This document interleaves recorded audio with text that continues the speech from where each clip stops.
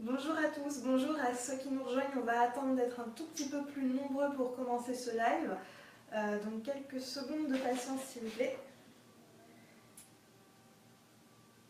Et pendant que la sirène retentit. Ouais. Alors on est déjà presque 60 donc on va pouvoir commencer. Et puis les autres nous rejoindront en cours de route de toute façon. Donc bonjour à tous. Nous sommes comme chaque mercredi midi en compagnie du docteur Stéphane Tardif. Bonjour. Qui est docteur vétérinaire comportementaliste et rédacteur pour WAMIS. Le docteur Tardif est aujourd'hui avec nous comme chaque mercredi pour répondre à toutes vos questions. Donc le but c'est que vous posiez vos questions en commentaire sous ce live. Alors aujourd'hui c'est un live spécial comportement du chien parce que la semaine dernière on a fait un live spécial comportement du chat. En fait chaque mercredi il y aura une thématique. Donc aujourd'hui, posez vos questions sur le comportement du chien. Si vous rencontrez des problèmes d'éducation, des difficultés à comprendre votre chien, c'est le moment. Le docteur Tardif sera là pour y répondre. Mais n'oubliez pas, surtout qu'en cas d'urgence, il faut consulter un vétérinaire ou un éducateur canin parce que le docteur Tardif, sans voir votre chien, malheureusement, il peut vous donner des conseils généraux, mais il ne peut pas voir dans la réalité ce que ça donnerait avec votre chien. Ce que je vais sûrement être amené à redire de toute façon. Voilà. Donc on va commencer tout d'abord avec une question de Marie. Marie, elle a un chiot berger australien de 7 mois qui n'est pas encore propre et elle s'inquiète un peu. Est-ce que c'est tard 7 mois pour apprendre la propreté? Est-ce qu'elle doit s'inquiéter? Comment faire? Oui, en effet. 7 mois, en général, on dit plutôt qu'un chien apprend la propreté entre 2 et 4 mois, ce qui est effectivement un âge où il est tout à fait capable de réaliser ces apprentissages-là. 7 mois, ça fait un petit peu tard. Mais bon, après, c'est comme chez les humains, hein, tous les chiens n'apprennent pas forcément à la même vitesse. Et puis ça dépend aussi de la technique, de la méthode utilisée pour lui apprendre. Le plus simple, c'est de travailler sur des renforcements positifs, c'est-à-dire de donner au chien des récompenses chaque fois qu'il s'exécute correctement dans les conditions où on veut qu'il s'exécute. Donc surtout ne pas gronder le chien quand vous trouvez des dégâts à la maison, c'est très désagréable, mais malheureusement si vous ne le surprenez pas sur le fait, il ne pourra pas associer la réprimande avec le fait de faire ses besoins. Donc il ne faut pas les méthodes négatives dans ce type de situation, ça va travailler contre vous. Donc privilégiez vraiment la récompense au moment des promenades, à chaque fois que vous le promenez. Alors les moments à cibler avec un chiot, ça va être en particulier au réveil et après les repas. Vous le promenez à ce moment-là, et puis dès qu'il s'exécute, il ne faut pas hésiter à avoir l'air ridicule, hein, à faire beaucoup de bruit, des hauts, des ah, etc. En tout cas, manifestez votre contentement pour que le chien le voit, et vous renforcerez comme ça à chaque fois qu'il le fasse à l'extérieur. Il faut avoir une voix très enjouée, je crois, quitte à exagérer. Très enjouée. Il faut se montrer joyeux et agréable en général de toute façon, et un chiot encore plus. Dès que vous donnez ça à votre chien, il est très content. Donc c'est justement ça la récompense, une récompense sociale. Mais après, vous pouvez aussi utiliser des récompenses alimentaires, par exemple. Donc, des friandises. Des friandises. Ça dépend après les chiens. Un berger australien, ça répond très bien simplement aux récompenses à la voix, mais après, c'est selon votre volonté. Une question de Annie. Comment empêcher mon chiot de 8 mois de manger les crottes du chat et les siennes également? Ah, ça, les crottes du chat, ça a tendance à être un aliment très apprécié des chiens, malheureusement. Oui, effectivement. Alors, ce comportement nous dégoûte un peu. Hein, ça, c'est clair que c'est pas du tout attirant. Puis après, il vient nous lécher la figure et tout ça. Donc, bon. Les chiens n'ont pas les mêmes critères sur la propreté que nous et pas les mêmes goûts au niveau des parfums, ça c'est clair. La raison qui les pousse à être attirés par ce type par les excréments, hein, c'est que dans la nature, les chiens, le régime alimentaire du chien, on dit qu'il est charognard opportuniste, c'est-à-dire qu'il mange ce qui tombe sous le croc.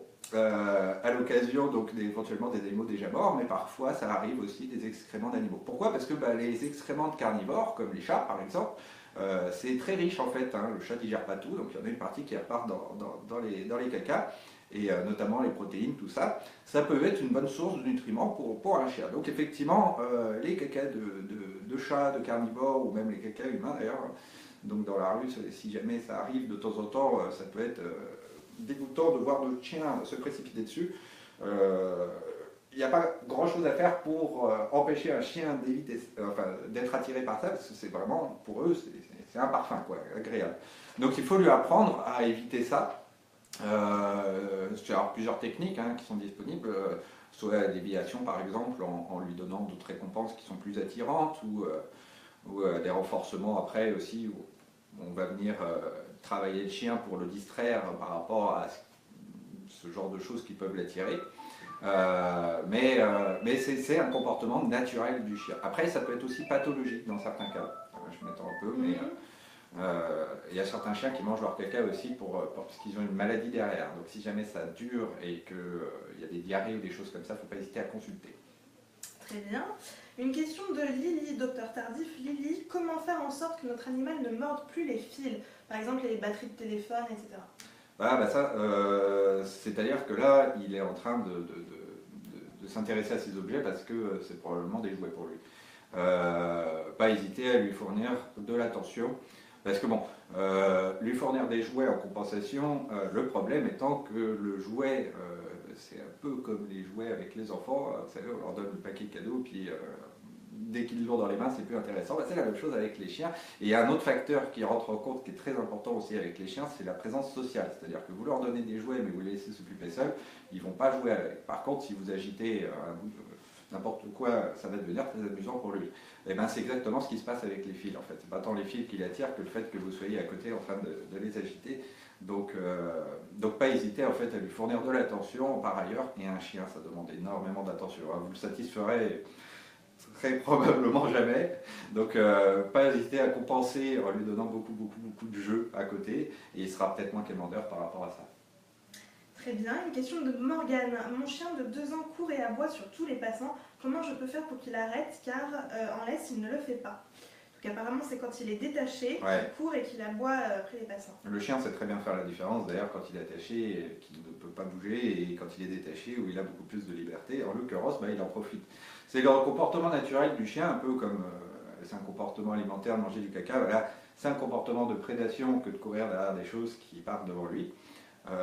D'ailleurs, c'est pas toujours lié, des fois c'est très impressionnant parce que le chien peut courir derrière en aboyant, tout ça, notamment sur les cyclistes, ça peut faire peur, mais très souvent le chien, si jamais il le rattrape, il ne se passe rien d'agressif derrière, c'est juste vraiment histoire de courir derrière, mais ça reste quand même très dangereux parce qu'ils peuvent se précipiter sous la route et des choses comme ça. Ce qu'il faut faire pour éviter ça, c'est la même chose qu'avec le caca, c'est lui donner une déviation en fait. Votre chien à l'extérieur, il se dépense comme un fou, très amusé, c'est un environnement qui est très stimulant pour lui, donc il ne faut pas hésiter à lui donner ce genre de stimulation, en lui jetant des balles par exemple, ou des objets, ou en lui offrant la possibilité d'aller courir derrière d'autres chiens dans un parc où vous pouvez le lâcher, sont des bonnes solutions pour partir là-dessus. Et naturellement, au moment où ça arrive, pour pouvoir le contrôler et pouvoir essayer de faire disparaître ce comportement, en parallèle des enrichissements à proposer à côté, vous pouvez lui apprendre bien correctement le rappel avec des récompenses derrière pour que ça reste aussi un moment positif, mais qu'au moment où vous l'appuyez et que vous le voyez partir comme ça, il revienne et qu'il n'y ait pas de risque sur la route ou des choses comme ça. Très bien. Une autre question, docteur Tardif. J'ai une femelle Rottweiler qui, à cause de son gabarit, est un peu brusque avec mon chat. Comment calmer ses ardeurs? Ça, c'est délicat, parce que là, on demande à l'animal de se projeter dans le corps d'un autre, et en plus d'un autre animal, là, d'une autre espèce. Parce que les chiens n'ont pas conscience de leur force. Voilà, pas toujours. Pour lui, il le voit comme un autre individu, et ils ne sont pas toujours conscients qu'il y a une différence de poids de x10 entre un Rottweiler de 50 kg et un chat qui en fait 4-5. Donc effectivement, il n'y a pas grand-chose à faire. Ce qu'il faut se dire, et ce qui peut être rassurant pour nous, des fois, les jeux sont très brutaux comme ça entre les animaux. C'est valable entre chiens, entre chats ou entre chien et chat. Mais et en particulier avec les chiens. Il faut être rassuré par l'idée que si jamais un chien trouve le jeu désagréable, trop brutal pour lui, il ne va pas jouer, il ne va pas le demander, il va plutôt fuir ces moments-là. Et en particulier les chats, qui savent très bien imposer ce qu'ils aiment et ce qu'ils n'aiment pas. Désolé si jamais... pour le bruit, il y a des travaux dans les environs, c'est pour ça si vous entendez un bruit de bruit, c'est les travaux, malheureusement on est désolé pour ça, donc parlez bien fort, docteur Tardif. Ça ne devrait pas durer. Je sais plus ce que je disais. Oui, si jamais vous... Donc le jeu peut être très brutal, mais voilà, c'est-à-dire que si jamais l'animal est contrarié par le jeu et que ça ne lui convient pas, eh bien, il va arrêter de lui-même. Et en particulier le chat, si jamais votre chat revient vers le chien, même s'il est un peu bousculé de temps en temps, ça ne doit pas l'incommoder plus que ça. Très bien. Une question de Lise. Bonjour, j'ai un York mâle et mon amie une femelle. Cela fait 2 fois qu'elle est en chaleur, mais mon loulou ne s'y intéresse pas du tout. Est-il possible qu'il ne veuille pas la monter, car il se voit tous les jours et qu'il la considère comme sa sœur? Alors, non, c'est plutôt l'inverse en général qui se passe. Ça, c'est très bonne question, parce que c'est quelque chose qui revient assez souvent, effectivement. Alors en général, c'est plutôt qu'on constate une chienne gestante alors qu'elle est présente qu'avec son frère et les gens se demandent comment ça peut arriver. Bon, non, non, c'est pas quelque chose qui arrête les chiens. C'est quelque chose qui est socialement répandu chez nous, mais ces chiens n'ont pas cette conception-là. Par contre, le fait qu'ils ne s'y intéressent pas, indépendamment du fait qu'ils soient frères et sœurs, ça peut arriver. C'est-à-dire que c'est pas, en fait, c'est pas si inné que ça, le comportement sexuel. Hein. Il y a effectivement une attirance et les hormones ont tendance à donner quelques comportements innés, comme le chevauchement, des choses comme ça. Mais après, le fait d'être attiré, d'aller sur la chienne, de pratiquer comme il faut, etc., tout ça, sur cette demande-là, le chien n'a pas en tête. Il n'a pas vu de film, on ne lui a pas raconté d'histoire comme nous. Donc, pour le coup, il y a certains chiens qui ont de grosses difficultés des fois à s'en sortir, et surtout quand ils sont jeunes et que c'est la première fois. Parce qu'évidemment, quand ils ont déjà de l'expérience en général, ils savent très bien ce que ça leur apporte et du coup, ils y retournent avec joie. Mais les premières fois, ça peut être assez délicat. Ça peut même être des moments pas de détresse, on va dire, mais où le chien est un peu stressé, il ne sait pas trop ce qu'il doit faire en fait. Parce qu'il a des hormones qui viennent le stimuler, il a l'excitation qui monte il a envie de faire des choses, mais il ne sait pas par où commencer. Donc ça donne lieu des fois à des situations assez cocasses où le chien ne monte pas au bon endroit, des choses comme ça. Donc bon, ça peut venir avec le temps. Voilà. Mais effectivement, c'est pas totalement anormal si jamais il n'y arrive pas les premières fois. Il faut aussi savoir que les chaleurs d'une femelle ne sont pas toujours très fortes la première fois, dans le sens où le chien mâle ne va pas forcément les ressentir au niveau d'intensité qu'il faudrait pour déclencher le bon comportement. Donc patience. Peut-être que les fois suivantes, ça va s'améliorer, sinon pas hésiter à prendre conseil auprès d'un éducateur pour avoir une assistance extérieure. Une question de Coachy. Quel conseil pouvez-vous me donner pour accueillir mon futur bébé avec mon Golden Retriever? Oh, bon, les Golden ne sont pas très difficiles en général, il n'y a pas de risque, enfin pas de raison particulière pour que ça se passe mal. Pour accueillir un chien, ça dépend de l'âge du précédent, évidemment, si c'est un vieux toutou, faut y aller doucement dans les présentations avec un chiot qui peut être parfois assez brutal et puis surtout un enfant. Beaucoup plus énervé. Ah pardon, ah oui, j'avais pas compris. Non, en fait elle va avoir un bébé, mais elle a un Golden Retriever en fait. Oui d'accord, donc non là effectivement faut... bon, il y a des choses à dire par rapport à ça. C'est-à-dire que l'arrivée d'un enfant dans une famille où il y a un chien, effectivement c'est ressenti par le chien. Alors les phénomènes de jalousie, c'est délicat à décrire pour les chiens parce que c'est pas un comportement, c'est pas un sentiment que le chien ressent. Par contre, il peut ressentir une frustration, ça ressemble beaucoup à de la jalousie, hein, mais il peut ressentir une frustration liée au fait que du jour au lendemain, effectivement, il reçoit beaucoup moins d'attention. Justement, je me permets d'intervenir parce qu'on a une autre question qui est liée de Florence, qui est enceinte de 4 mois, et elle pense que son chien a l'air déprimé, elle demande si ça peut être de la jalousie. Eh bien voilà, justement, la réponse, ce n'est pas de la jalousie, mais quelque chose qui ressemble fortement. C'est-à-dire pour être jaloux, il faut avoir l'idée, il faut pouvoir concevoir de posséder quelque chose. Chez le chien, c'est pas le cas. Par contre, effectivement, il constate bien que il peut avoir moins d'attention, et ça, il le ressent, ça, il le voit parfaitement. Donc, effectivement, votre chien peut tout à fait déprimer. Hein. Baby blues pour les chiens, bon, c'est un peu exagéré de dire ça, mais on va dire que le chien ressent un changement dans le mode de vie de la famille. Parce que la famille a moins de temps, voilà. Elle est moins le centre de la C'est un changement qui l'impacte, effectivement, et du coup, il peut avoir des comportements de détresse comme ça. Donc pas hésiter, effectivement, à donner à son chien de l'attention aussi, bon, pas qu'il se sente oublié, pas qu'il soit frustré, s'il ne s'agit pas de jalousie. Et puis, pour les présentations par rapport au bébé, toujours être très vigilant. Hein. Un chien, comme on l'a dit, il peut être brutal, hein. Le bébé ne fait pas exception, malheureusement. Donc, pas hésiter, déjà, toujours être présent dans la pièce, hein, et puis même pas très très loin, de préférence. Et puis être quand même prudent sur les premières présentations pour que cette personne, nouvel individu inconnu, et qui en plus n'a pas du tout la même allure que les autres, hein, pour les bébés, pour les chiens, c'est souvent une première fois qui peut être assez effrayant parfois. Donc, pas hésiter à y aller doucement et associer ça dans un contexte positif. Oui, et puis j'avais une amie aussi qui avait fait quelque chose d'intéressant à ce sujet. Quand vous serez à la maternité, le papa peut ramener à la maison le soir, par exemple, un linge, un vêtement porté par le bébé et l'emmener, le faire sentir à son chien pour que le chien assimile l'odeur du bébé déjà avant de le rencontrer. C'est une excellente idée. Une présentation pour l'odeur, ça va stimuler le chien avant, il sera déjà plus habitué au moment où le bébé va arriver. Donc le choc du changement de mode de vie sera moins important. C'est une très très bonne idée. Une autre question qui est liée d'ailleurs sur le même thème de Willam. Suite à l'arrivée de notre bébé, lorsqu'il pleure, notre chien hurle à la mort, nous ne savons pas quoi faire, peu importe l'heure. Donc en fait, ils ont un bébé humain qui pleure et ça fait hurler le chien.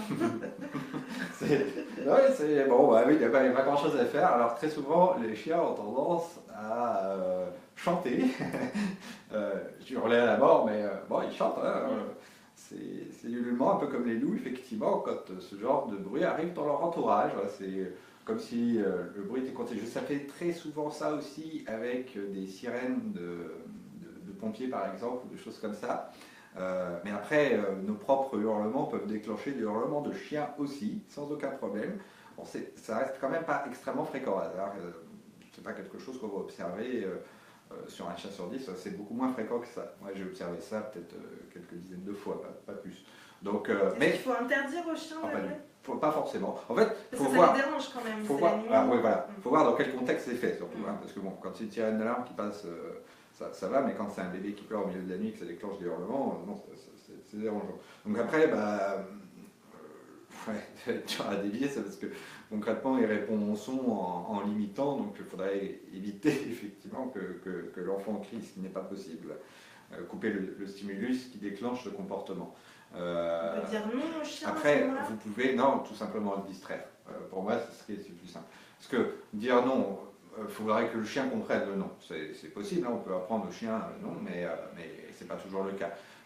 Si jamais il ne connaît pas le non, faut le distraire, tout simplement. Vous lui donnez un truc comme une récompense alimentaire qui fait qu'il ne peut pas manger et crier en même temps, hein, et puis ça va le couper dans son élan. Et éventuellement, ce qui peut être encore mieux, c'est de faire un conditionnement, donc d'associer ce qui déclenche le hurlement avec un autre comportement que le hurlement. Donc chaque fois qu'il commence à hurler, par exemple, vous lui demandez de s'asseoir ou d'exécuter un exercice qu'il connaît bien et pour lequel il y a une récompense derrière, et petit à petit vous allez habituer votre chien, dès qu'il entendra les cris de votre bébé, à adopter ce comportement-là plutôt que de hurler. Merci Docteur Tardif. Une question de Marilyn. Marilyn, elle a des amis qui ont adopté un chiot de 4 mois en refuge il y a maintenant 18 mois. Quand il est content, il se fait pipi dessus. Ils ont essayé des phéromones apaisantes, mais rien n'y fait. Ouais, alors les phéromones, dans le cadre de la propreté, ça n'a pas montré une grande amélioration, surtout chez les chiens. Donc bon, c'est pas effectivement, je pense pas le traitement qui va être très efficace. C'est délicat parce que en fait là, c'est des pipis émotionnels. Donc votre chien, il a un ascenseur émotionnel et quand il est très très content, il en oublie ses sphincters, quoi. Donc c'est difficile de traiter ça parce qu'effectivement, il faut que le chien en fait, il soit un peu moins émotif pour qu'il puisse contrôler ça. Donc, ça viendra peut-être en vieillissant. Hein, le chien qui s'agisse en vieillissant, c'est logique. Mais après, pour lui apprendre à ne pas faire ça, faut diminuer les émotions qu'il reçoit, le pauvre, même si c'est des émotions très positives. Malheureusement, il n'y a pas grand-chose à faire. Hein, parce que le problème, c'est que si jamais on commence à être plutôt dans le négatif pour stopper ce comportement, donc avec un non, de la réprimande, des choses comme ça, on va créer de l'anxiété chez le chien qui, lui, en fait, il est dans un débordement de joie et là, brusquement, il se prend un retour négatif. Donc, et le problème étant que du coup, ça va surajouter à l'émotion. Donc, en fait, la meilleure chose à faire, c'est à ces moments-là, surtout ne pas renforcer l'excitation du chien déjà, donc ne pas lui donner de réponse, être le plus neutre possible. Le chien a tendance à nous imiter, hein. Donc si nous on a des émotions ou si son comportement provoque des émotions chez nous, ça va en surajouter chez lui. Donc donnez-vous le comportement que vous voudriez voir chez votre chien avant tout, il va vous imiter. Et notamment pour là, essayez d'être le plus neutre possible, le plus serein possible. Une question de Nat. J'ai un chihuahua de 6 mois qui aboie au moindre bruit et ma Yorkshire qui n'aboyait pas commence à faire pareil. Ça, comme je l'ai dit à l'instant, effectivement, le chien sait très bien imiter. Alors là, c'est pareil. La meilleure chose à faire, c'est de couper le stimuli à l'origine de ça. Mais bon, on ne peut pas enlever non plus tous les bruits qu'il y a dans notre quotidien. Ça dépend des bruits qui sont déclencheurs. Hein, mais pour empêcher un chien d'aboyer, c'est pas évident. Il faut effectivement lui apprendre le nom ou une autre méthode consiste à apprendre au chien à aboyer puis à ne pas aboyer. Du coup, c'est plus simple d'apprendre à un chien à se taire à partir du moment où on a l'ordre qui permet d'enclencher des aboiements. Ensuite, d'associer la récompense avec au moment où il se tait. Mais pour concrètement demander à un chien d'arrêter d'aboyer, effectivement, c'est pas du tout évident. En fait, à partir du moment où on va s'intéresser à lui, ça va pareil renforcer son comportement d'aboiement. Le danger, c'est qu'effectivement, le chien, il nous alerte en fait au moment où il entend du bruit, et du coup, ça provoque chez nous aussi une réaction. Et dans la tête du chien, c'est pas forcément son comportement qui provoque une réaction, ça peut être le sport, les meilleures méthodes. Mais c'est vraiment ce que je n'ai pas dit les questions d'avant, c'est long, hein, c'est pas évident comme travail. Et donc, dans ces cas-là, ne pas hésiter à vous faire aider d'un éducateur parce qu'il peut y avoir besoin de plusieurs séances qui s'étalent sur des mois. C'est un travail de patience. Et est-ce que ça pourrait être une solution d'apprendre à son chien à aboyer sur commande? Mais justement, c'est ce que j'ai dit au tout début. À partir du moment en fait, où vous lui avez appris à aboyer, c'est beaucoup plus simple de lui apprendre à se taire. Donc ça peut être une bonne chose. Pour apprendre à un chien à aboyer, c'est pas très compliqué. Il suffit de lui faire, par exemple, ce geste-là pour lui dire aboyer. Les deux en même temps, c'est encore mieux. Et dès qu'il s'exécute, vous donnez une récompense. Et petit à petit, il va associer le geste avec le fait d'aboyer et la récompense. À partir du moment où ça devient automatique, vous pouvez lui apprendre à se taire. C'est-à-dire, vous faites la même chose, vous lui demandez d'aboyer, et au moment où vous arrêtez, vous lui donnez l'ordre pour se taire, donc un autre geste et un autre ordre, un autre mot, et à ce moment-là, vous récompensez, tout simplement. Donc comme ça, vous lui avez appris à se taire, après lui avoir appris à aboyer, qui était nécessaire pour ça. Très bien, docteur Tardif. Une question de Déméter. J'ai une American Staff de 16 mois qui, lors des promenades, ne m'obéit que s'il y a une récompense au bout. Comment avancer dans son éducation dans cette situation? Ouais. C'est souvent le problème, ça marche quand il y a une friandise et qu'il n'y en a plus. Alors oui, parce que bon, la récompense, effectivement, le chien ne travaille pas toujours pour nous faire plaisir. Il y a des fois où il en fait un peu qu'à sa tête, un peu comme les chats. Mais là, en l'occurrence, le chien s'est habitué à avoir sa récompense à chaque fois. Il ne va pas comprendre effectivement pourquoi du jour au lendemain, pareil, on ne va plus lui donner. Donc la bonne méthode pour ça est une technique en éthologie qui consiste à espacer petit à petit la récompense de manière un petit peu aléatoire, c'est-à-dire au départ vous donnez une fois sur deux, sur trois, de temps en temps vous faites deux fois d'affilée, puis après vous laissez trois coups sans. Vous rendez en fait la récompense un petit peu incertaine, pour que le chien se pose la question à chaque fois de savoir s'il va l'avoir ou pas. Le fait est que le chien n'a aucun problème avec l'idée de faire l'exercice, même s'il a la récompense qu'une fois sur deux ou une fois sur trois. Il va le faire à chaque fois comme il faut, dans le but d'avoir la récompense une fois sur trois. Ça lui suffit amplement pour réaliser l'exercice toutes les autres fois. Donc c'est la meilleure façon pour qu'il petit à petit s'habitue à ne pas en avoir, mais qu'il garde conscience qu'il y a quand même toujours une récompense qui peut arriver, donc continue à faire l'exercice. Donc vous lui présentez par exemple le petit sac à croquettes dans lequel on les met souvent, mais vous lui demandez l'exercice, vous ne donnez pas, puis vous leur demandez pas très longtemps derrière, et vous lui donnez la fois suivante, petit à petit vous espacez. Une question de Chantal, elle a un shih tzu, elle doit l'emmener chez le toiletteur assez régulièrement, mais ça se passe très mal à chaque fois, il mord le toiletteur, du coup les toiletteurs ne veulent plus reprendre le chien, alors que normalement c'est une crème, mais voilà, il ne supporte pas. Est-ce qu'il faut lui donner des calmants? Non, enfin ouais, bon, le calmant c'est bon, ça peut être prescrit effectivement dans des situations où l'animal est en peur panique, notamment pour l'aider un petit peu à se reconcentrer ensuite sur les exercices qu'on va lui donner. Mais une thérapie médicamenteuse ne doit jamais être donnée sans thérapie comportementale à côté, parce que ça va soigner les symptômes, mais ça ne va pas corriger la cause, donc ça risque de revenir dès que vous enlevez les médicaments. Donc, par contre, une thérapie comportementale associée à ça, voilà, évidemment, c'est fortement indiqué. Là, ça va être comme ce qu'on appelle le medical training pour les cliniques vétérinaires, où on apprend aux chiens à ne pas avoir peur du veto. Et là, c'est la même chose chez le toiletteur. Donc, mais concrètement concrètement, c'est pareil, c'est long. Hein, donc, il y a beaucoup d'étapes, mais les premières étapes, ça consiste déjà à emmener son chien chez le toiletteur sans toilettage. C'est-à-dire, par exemple, vous passez dans la rue avec des croquettes. Alors, c'est bien d'avoir toujours des récompenses alimentaires sur soi à partir du moment où on commence à travailler une thérapie comportementale, hein, de toute façon. Ou en tout cas, à défaut de récompense alimentaire, une récompense qui plaît au chien.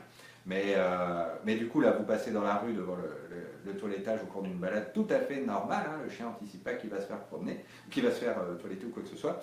Et à l'occasion, vous passez, ou alors déjà au début, vous servez la récompense devant le toiletteur, puis après, vous proposez de rentrer prendre la friandise dans le toiletteur, etc. etc.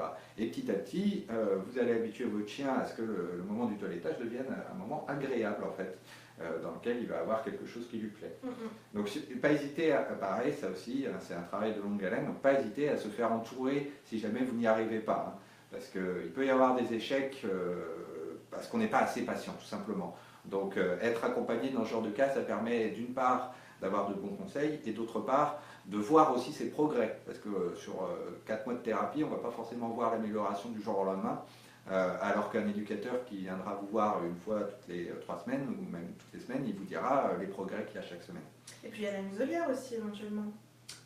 Pour protéger la personne. Après, c'est pareil, ça c'est comme les médicaments, c'est une solution qui est palliative. C'est-à-dire ça ne va pas régler la cause, ça va solutionner les symptômes. Mais bon, en attendant, si jamais il est agressif vis-à-vis du toiletteur, c'est pour protéger le toiletteur aussi quand même. Hein. Mais c'est clair que ça participe au renforcement négatif et à l'idée que le chien n'a pas une bonne expérience du toilettage.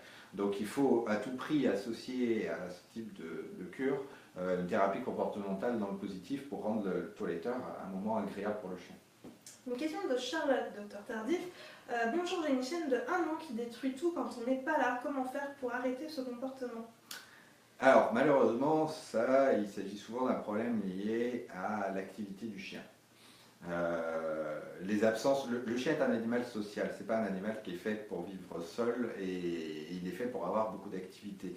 Et très souvent, malheureusement, nos modes de vie ne permettent pas de satisfaire le chien à ce niveau-là. Et donc ça donne des conséquences comme effectivement quand on est absent, il détruit tout l'appartement. Souvent c'est malheureusement pour s'occuper, hein. Il n'y a pas d'histoire de vengeance comme la jalousie, ça c'est une notion qui est humaine.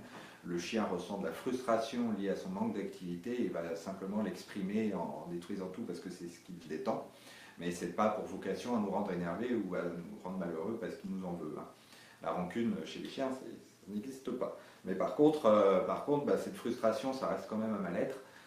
Donc là pour le coup, il ne faut pas hésiter à fournir au chien déjà plus de promenades éventuellement, plus d'activités par ailleurs aussi, donc des jeux, des courses, cours après la balle, etc. Des jeux sociaux, il ne faut pas que ce soit des jouets tout seul dans son environnement, il faut qu'il soit accompagné. Le chien demande vraiment de la présence. Pas hésiter à se faire accompagner d'un éducateur aussi dans ces circonstances si jamais ça vous paraît trop pour vous. Parce que ça peut être des fois des situations qui sont vraiment et puis catastrophiques. Hein. Je veux dire, des appartements dévastés, on n'imagine pas à quoi ça ressemble avant d'en avoir vu un. Hein. Donc, Alors, sur le même thème, on ne parle pas d'un appartement dévasté, mais Nathalie, quand elle s'en va, c'est une autre question, elle laisse des alaises pour que ses chiens fassent leurs besoins dessus, mais quand elle revient, ils sont déchiquetés, ils ont déchiqueté et mangé un peu les alaises. Est-ce que c'est dangereux pour eux, elle demande? Alors, une alaise, c'est pas très dangereux, hein. C'est du coton, du papier. Bon. Enfin, ça dépend de la taille du tube digestif du chien. Un gros chien, ça va encore. Un petit chien, ça peut commencer à être inquiétant pour des problèmes de corps étrangers, mais bon, c'est pas ce qui est de pire. Après, c'est sûr que si on peut éviter, c'est pas plus mal. Et la question, est-ce qu'ils s'en servent pour leurs besoins? Parce que si jamais ils s'en servent pas, autant s'en passer. Si jamais ils les mettent en pièces, effectivement, vaut mieux qu'il n'y ait pas d'alaise.